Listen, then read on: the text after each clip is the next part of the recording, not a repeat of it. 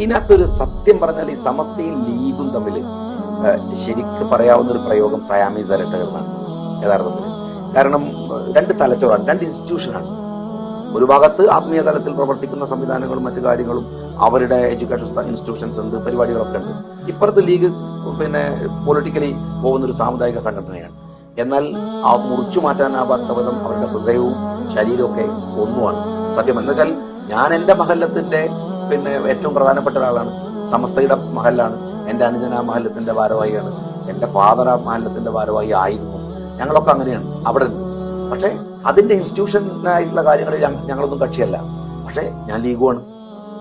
മനസ്സിലാകുന്നില്ലേ? ഇതാണ് ഒരു 90% ആളുകളും ഇതിൽ നിൽക്കുന്ന ആളുകൾ.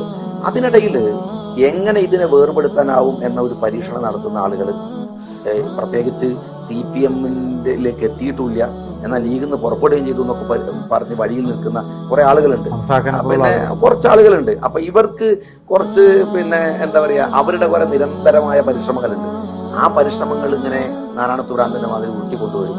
പിന്നെ അത് താഴോട്ടല്ലിടും, പിന്നെ അവർ ഉരുട്ടും എന്നല്ലാതെ ഇപ്പൊ ഈ കാണുന്ന വിവാദങ്ങൾ നിങ്ങൾ ഓർത്തോ, ഏകദേശം ഇപ്പൊ തന്നെ ഒരൊറ്റ ചടങ്ങോടുകൂടി അതൊന്നും മഞ്ഞുരുകി അതങ്ങ് തീരും. കാരണം അതിന്റെ നേതാക്കന്മാർക്ക് ഇത് വളരെ നന്നായിട്ട് അറിയാം എവിടം വരെ പോകണം. പക്ഷേ ഈ പിണറായി വിജയൻ അധികാരത്തിലേറി ഇപ്പൊ തുടർഭരണം കിട്ടിയ ശേഷവും ഒക്കെയാണ് സമസ്തയ്ക്ക് സർക്കാരുമായിട്ടോ സമസ്തയ്ക്ക് അധികാരത്തിൽ എന്തെങ്കിലും ഇടപെടണമെങ്കിലോ നേരിട്ട് സർക്കാരുമായി സംസാരിക്കാനോ ഇടപെടാനുള്ള സ്പേസ് ഉണ്ടായിരുന്നു.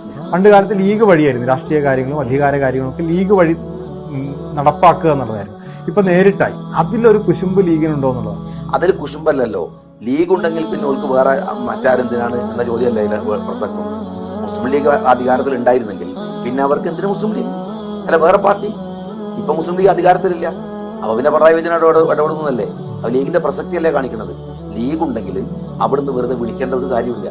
കാരണം സമസ്തയുടെ മനസ്സ് ലീഗിനറിയാം, ലീഗ് നേതാക്കന്മാർക്കറിയാം.